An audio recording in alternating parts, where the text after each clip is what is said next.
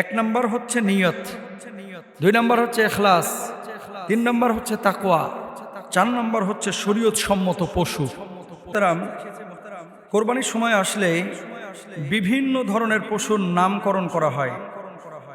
কোনো ছাগলের নাম দেওয়া হয় হিরো, কোনো ছাগলের নাম দেওয়া হয় বিগ বস, আবার ইদানিং দেখছি একটা গরুর নাম দেওয়া হয়েছে ডোনাল্ড ট্রাম্প, আরেকটা গরুর নাম দেওয়া হয়েছে নেতানিয়াহু। এবং ডোনাল্ড ট্রাম্প 3.5 লক্ষ টাকায় বিক্রি হয়েছে। যিনি কিনেছেন বা যারা কিনবেন তাদের কোরবানি হবে কিনা, যারা নাম দিচ্ছেন তাদের ব্যাপারে শরিয়ার বক্তব্য কি? মানে মানুষজন আমাদের দেশে ইসলামটাকে বা ইবাদতগুলোকে অনেক সময় আবেগের সাথে জড়িয়ে ফেলে। গরুর চুল নাকি ট্রাম্পের মতো, এই জন্য নাম দিয়েছে ডোনাল্ড ট্রাম্প, বিক্রি হয়েছে 3.5 লাখ টাকায়। এটা কোনো কথা? গরুর নাম কি ট্রাম্প হতে পারে? কোরবানিটা কি বলেন তো?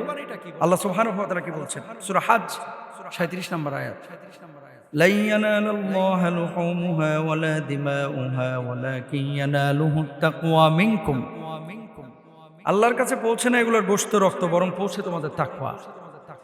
এখন এই আয়াত থেকে মূলত 4টা জিনিসের সমন্বয় হচ্ছে কোরবানি। মূলত 4টা। কয়টা?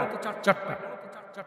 এক নম্বর হচ্ছে নিয়ত, দুই নম্বর হচ্ছে ইখলাস, তিন নম্বর হচ্ছে তাকওয়া, চার নম্বর হচ্ছে শরীয়ত সম্মত পশু।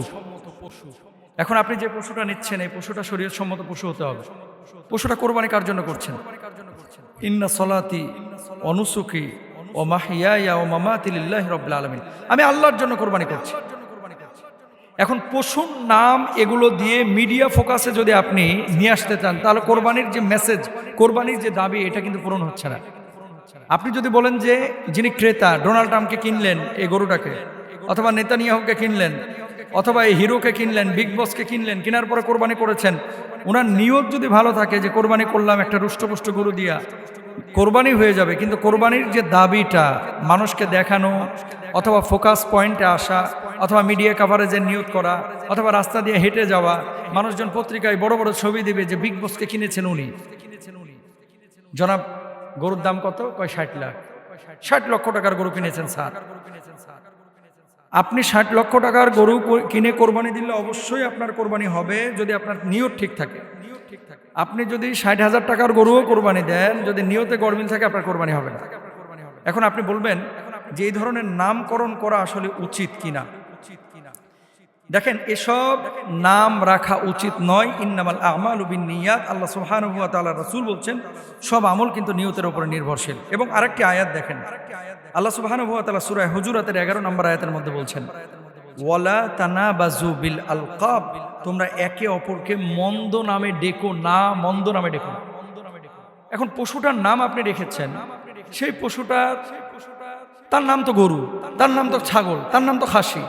এখন আপনি নাম রাখছেন যেটা মানুষের সাথে সামঞ্জস্যপূর্ণ, অথবা তুচ্ছ তাচ্ছিল্য করে, এগুলো আসলে অসুন্দর, অহেতুক কথা, অহেতুক কাজ। ওয়াল্লাযীনা হুম আনিল লাগwi মুরিদুন। ধর্মীয় যে কোনো ইবাদত যখন আপনি করবেন, এগুলো শরিয়ার ফ্রেমে কিন্তু থাকতে হবে। কোরআন হাদিসের আয়নায় দেখতে হবে যে এটা কোরআন হাদিস অনুমোদন করে কি না। যদি করে আপনি করেন, আর যদি না করে তাহলে আপনি কেন করবেন? এটা তো আপনার জন্য জায়েজ নেই।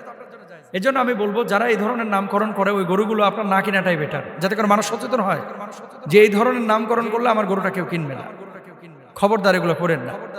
কোরবানি এটা আল্লাহর জন্য। ইসমাইলি চেতনা, ইব্রাহিমের চেতনা আপনার ভিতরে নিয়ে আসতে হবে। অনেক সময় গোশত আপনারা হিসাব করেন, এত কেজি পাইলাম, এত টাকা, আমার তো লস হয়ে গেল 2000।